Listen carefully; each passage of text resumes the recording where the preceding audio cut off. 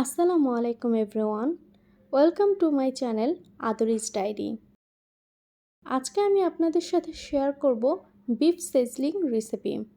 Beef সিজলিংটা যত সহজ, রান্না করা ঠিক ততটাই খেতে মজা।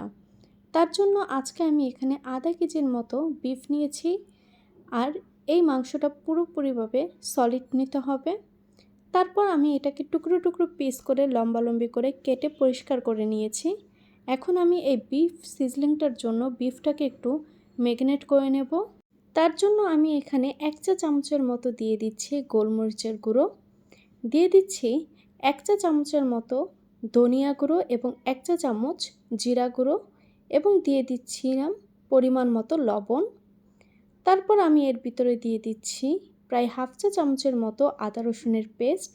আদা রসুনের পেস্টটা আপনারা চাইলে স্কিপ করে যেতে পারেন, আর যদি দেন তাহলে খুবই অল্প পরিমাণে ব্যবহার করবেন।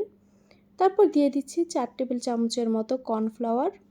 এখন আমি এই উপকরণ দিয়ে খুব ভালো মতো এই বিফটাকে ম্যারিনেট করে নিয়েছি।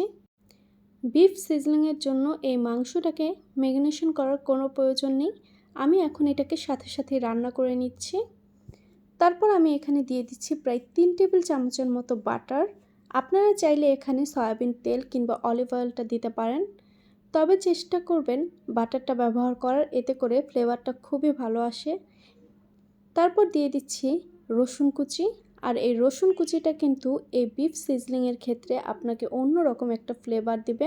যখন রসুনটা একটু হালকা বাদামি রং হয়ে এসেছে, তখন আমি কিন্তু এর ভিতরে ম্যারিনেশন করে রাখা সেই বিফটা দিয়ে দিচ্ছি, আর এটাকে আমি খুব ভালো মতো একটু ভেজে নিচ্ছি। বিফটাকে প্রায় 10 মিনিটের মতো আমি উল্টে পাল্টে একটু ভেজে নিয়েছিলাম।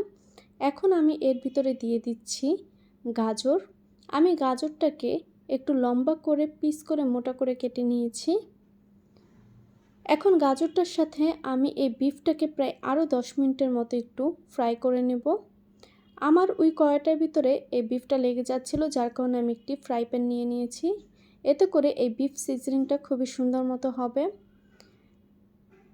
আমি এখন এটাকে একটু ঢাকনা দিয়ে ঢেকে দেবো, এতে করে আমার গাজরটা খুব সহজেই সেদ্ধ হয়ে আসবে। 10 মিনিট পর আমি ঢাকনাটা তুলে নিলাম এবং দেখলাম যে বিফের গায়ে থেকে কিন্তু অনেকখানি পানিটা ছেড়ে দিয়েছে, যার কারণে আমি এক্সট্রা কোনো পানি এর ভিতরে অ্যাড করিনি, এবং বিফ সিজলিংয়ের ক্ষেত্রে এক্সট্রা পানি দেওয়ার কোনো প্রয়োজন নেই। তারপর আমি এর ভিতরে দিয়ে দিচ্ছি ক্যাপসিকাম কুচি। এখন আমি ক্যাপসিকামটাকে একটু উল্টে পাল্টে বিফের সাথে খুব ভালো মতো মিক্স করে নিচ্ছি। তারপর আমি অ্যাড করে নিচ্ছি বিফ সিজলিংয়ের ভিতরে বাকি সেই উপকরণগুলো। দিয়ে দিচ্ছি প্রায় আরও হাফ চা চামচের মতো গোলমরিচের গুঁড়ো, দিয়ে দিচ্ছি প্রায় 5 থেকে 7টা টুকরো করে রাখা মরিচ। তারপর আবারও একটু মিক্স করে নিচ্ছি। এরপর দিয়ে দিচ্ছি আমি এর ভিতরে, এটাকে আমি 2 মিনিট আরও রান্না করে তারপর দিয়ে দিচ্ছিলাম প্রায় 1 টেবিল চামচের মতো সয়া সস এবং 2 টেবিল চামচের মতো টমেটো সস। এখন আমি এটাকে খুব ভালো মতো একটু সসগুলোর সাথে মিক্স করে নিচ্ছি।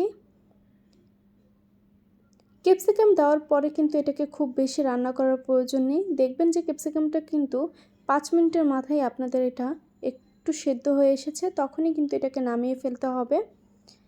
আমি তারপরে দিয়ে দিচ্ছি এখানে প্রায় 1 টেবিল চামচের মতো চিনি, আর এই চিনিটা অবশ্যই দেওয়ার চেষ্টা করবেন, এতে করে কিন্তু রেস্টুরেন্টের মতোই আপনারা টেস্টটা পাবেন। আজকের আমার এই রেসিপিটা কিন্তু কোনো অংশে রেস্টুরেন্টের থেকে কম না। একবার যদি বাসায় আপনারা তৈরি করেন তাহলেই কিন্তু বুঝতে পারবেন যে এটার টেস্ট কতটা ভালো। লাস্ট পর্যায়ে আমি দিয়ে দিচ্ছি প্রায় 2 টেবিল চামচের মতো দুধ। আমি এখানে লিকুইড দুধটা ব্যবহার করেছি। এখন আমি এই দুধের সাথে এই সিজলিংটাকে আরও একটু মিক্স করে নিচ্ছি প্রায় 1 মিনিটের মতো। এই পর্যায়ে কিন্তু আমার রেস্টুরেন্টের মতো একদম পারফেক্ট বিফ সিজলিংটি তৈরি হয়ে গেছে। আশা করছি আপনাদের কাছে ভালো লাগবে। যদি ভালো লাগে অবশ্যই আমার চ্যানেলটিকে সাবস্ক্রাইব করুন, ফ্যামিলি এবং ফ্রেন্ডসের সাথে আমার ভিডিওটি শেয়ার করুন।